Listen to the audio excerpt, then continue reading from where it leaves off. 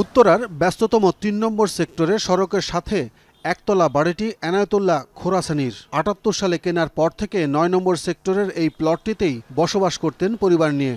মহিলার তো স্বামী মারা যাওয়ার পরে মহিলা বিক্রয় করে গেছে, আমরা শুনছি যেটা, আচ্ছা লোকের মুখ থেকে যেটা শুনছি। এনায়েতুল্লাহ মারা গেলে তার স্ত্রী একা থাকার সময় বাড়িটি নজরে আসে ডিবি হারুনের। সেই বাড়িটি তাদের কাছ থেকে জোর করে লিখে নেওয়া এবং রাতের আধারে তাদের সমস্ত মালামাল কাভার্ড ভ্যানে করে তুলে রাজধানীর সদরঘাট এলাকায় রাতের আধারেই ফেলে দিয়ে আসা হয় বলে পরিবারের লোকজন অভিযোগ করেছেন।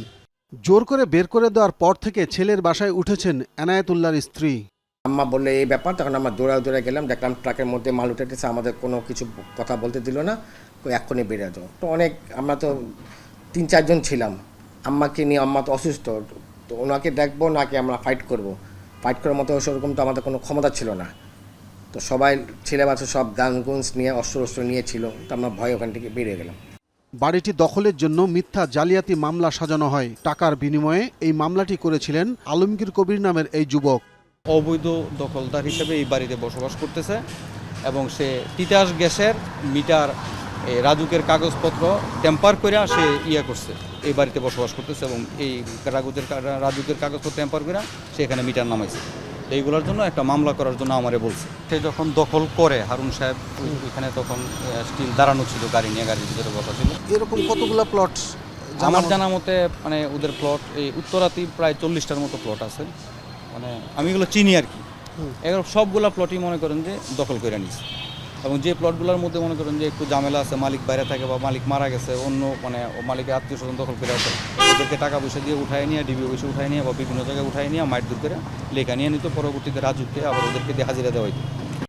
একই সেক্টরে ৭ নম্বর রোডের ৫ নম্বর প্লটটি হারুনের শ্বশুরের নামে। 10 কাঠার ওপর 10 তলা মার্কেট তুলে ভাড়া দেয়া। দেখভাল করেন হারুনের মামা হিসেবে পরিচয় দেয়া জাহাঙ্গীর। ছাত্র জনতার অভ্যুত্থানের পর থেকে মার্কেট ভবনের অফিস বন্ধ।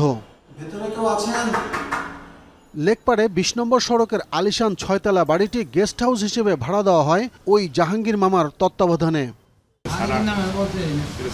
মালিকের নাম বলতে পারেন না?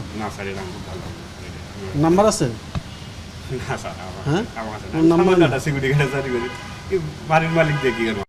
দুটি ভবন পরেই আলিশান আরেকটি 10 তলা বাড়ি।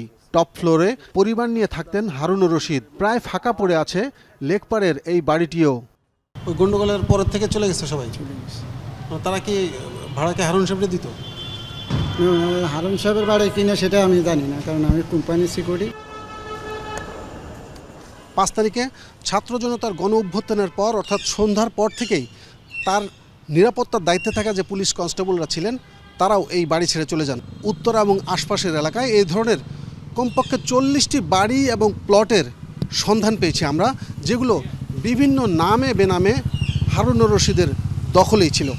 ঢাকার অদূরে গাজীপুরের শিল্প প্রতিষ্ঠান মালিক, ব্যবসায়ী, বিভিন্ন রাজনৈতিক নেতাদের জিম্মি করে মোটা অঙ্কের টাকা আদায়ের অভিযোগ আছে হারুনের বিরুদ্ধে। জেলার এসপি থাকা অবস্থায় প্রভাব খাটিয়ে রিসোর্টের মালিক হয়েছেন, জমি দখল করেন। শ্রীপুরের সবুজ পাতা নামের বিলাসবহুল রিসোর্টটি হারুন করেছেন খালা মিনারা বেগমের নামে। তার নামেই বিদ্যুৎ বিল পরিশোধ হয়।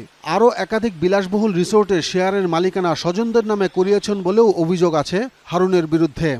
আমাকে বললো যে তুই তোর ফ্যামিলির সাথে কথা বল, তুই যাতে টাকা 5 কোটি টাকা দিয়ে দে, 5 কোটি টাকা দিয়ে দিবার পর তোরা ছেড়ে দিব। আমি বললাম 5 কোটি টাকা দেওয়া হয় বলি আমার নাই, আমার কাছে 5 কোটি টাকা নাই। তখন হয়তো আমার এসের সম্পদ বিক্রি করলে 5 কোটি টাকা হবে, আমার এই সময়টুকু তো দিতে হবে 5 কোটি টাকা দেওয়ার মতো। হারুনের গ্রামের বাড়ি কিশোরগঞ্জে। সেখানে হাওড়ে গড়ে তুলেছেন বিলাসবহুল প্রেসিডেন্ট রিসোর্ট। সারা দেশে আলোচিত এই প্রেসিডেন্ট রিসোর্টের ব্যবস্থাপনা পরিচালক হিসেবে দেখভাল করেন হারুনের ভাই ডাক্তার শাহরিয়ার। আব্দুল্লাহ তুহিন, যমুনা নিউজ, ঢাকা।